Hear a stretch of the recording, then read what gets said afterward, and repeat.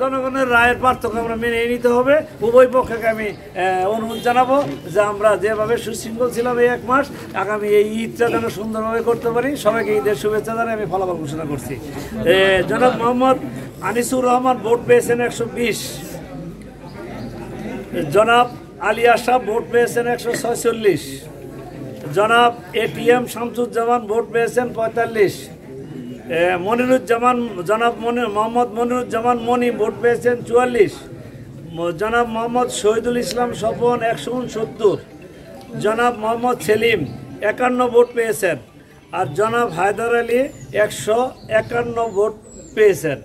এখন আমাদের এই 7 জনের ভিতরে নির্বাচিত হয়েছেন 4 জন।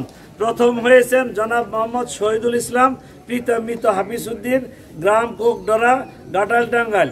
শহীদুল ইসলাম স্বপন ফার্স্ট হয়েছে 169 ভোট পেয়ে। দ্বিতীয় হয়েছেন জনাব মোহাম্মদ হায়দার আলী, পিতার নাম হচ্ছে মোহাম্মদ মুজিবুর রহমান। আপনাদের এজেন্ডা যে নামটা দিছে, কারণ পিতার নাম যদি ভুল হয় আমরা বলে দেন, আমি সংশোধন করতে পারবো। এজেন্ডা দিছে তো সেটাই লিখছি। পিতা মোহাম্মদ মুজিবুর রহমান, গ্রাম দত্তগ্রাম, ঘাটাল টাঙ্গাইল। উনি ভোট পেয়েছেন 151 ভোট। আর তৃতীয় হয়েছেন আলী আশরাফ, পিতা মৃত সিরাজ আলী, গ্রাম বীরসারি, ঘাটাল টাঙ্গাইল। উনি ভোট পেয়েছেন 146 ভোট। জনাব মোহাম্মদ আনিসুর রহমান চতুর্থ হয়েছেন, পিতা মৃত সেকান্দর আলী, গ্রাম দড়ি বীরসারি, ঘাটাল টাঙ্গাইল। উনি ভোট পেয়েছেন 120 ভোট।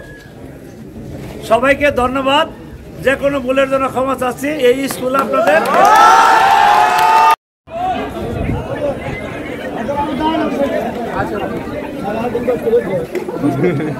ঠিক আছে। ভিডিও করলে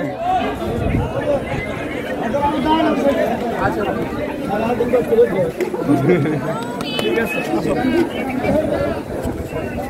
ভিডিও